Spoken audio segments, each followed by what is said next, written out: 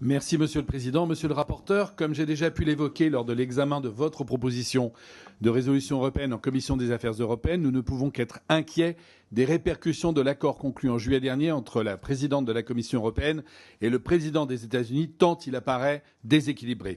Plus encore, il rentre en totale opposition avec certaines ambitions européennes visant à garantir notre souveraineté. Je l'ai déjà exprimé, mais il faut l'avoir bien en tête, c'est notamment le cas pour le secteur de la défense. L'accord de juillet prévoit d'investir massivement pour l'achat de matériel américain, alors que la Commission, seulement quelques mois plus tôt, avait annoncé le plan Réarmer l'Europe. Dans le programme SAFE, nous permet une vraie avancée en termes de financement souverain de la défense. En effet, ce dernier prévoit que, pour en bénéficier, les États membres ou les États européens partenaires doivent acheter des produits détenant au minimum 65% de composants européens.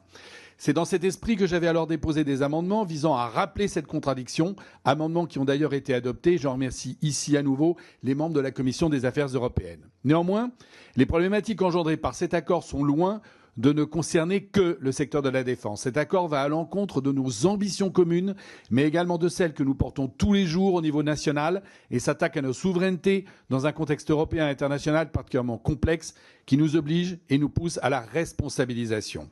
Les conséquences sur le long terme pourraient être particulièrement préjudiciables à l'Europe. Aussi, monsieur le rapporteur, comme en commission des affaires européennes, je voterai pour votre texte qui exprime légitimement les inquiétudes et les interrogations que soulève sur le fond et sur la forme l'accord UE-USA de juillet.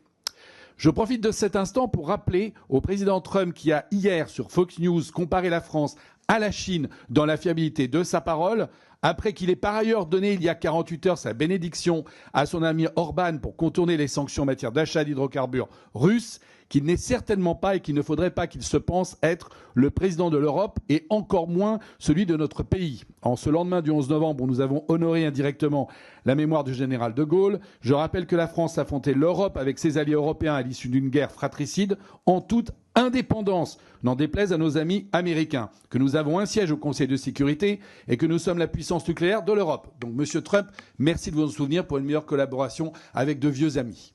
Merci, Monsieur Mazzori. Je voudrais laisser la parole au rapporteur à présent. Merci, Monsieur Mazzori. En effet, lors de la Commission des affaires européennes, vous aviez déposé 2 amendements qui avaient été approuvé à une très large majorité et qui rappelait d'abord, que le projet d'accord allait à l'encontre des récentes annonces européennes dans le domaine militaire qui visaient à soutenir la base industrielle et technologique de défense européenne, la BITDE. Voilà. Et un autre amendement de mémoire qui disait que les annonces du plan de Mme von der Leyen allaient à l'encontre du plan Rearmer Europe qui était, je crois que ça a été voté en mars, dévoilé, pas voté, en mars 2025, et qui visait en effet à gagner un petit peu en autonomie en matière de... Je rappelle que c'est quand même, c'est le président Hollande qui m'y fait penser, c'est quand même un combat de la France depuis de longues années d'essayer et souvent dans l'adversité. Et on est parvenu à cette petite victoire. Et en effet, le plan, le Turnberry Deal, va tellement à l'encontre de ça que ça mérite d'être appelé également. Vous avez raison. Merci.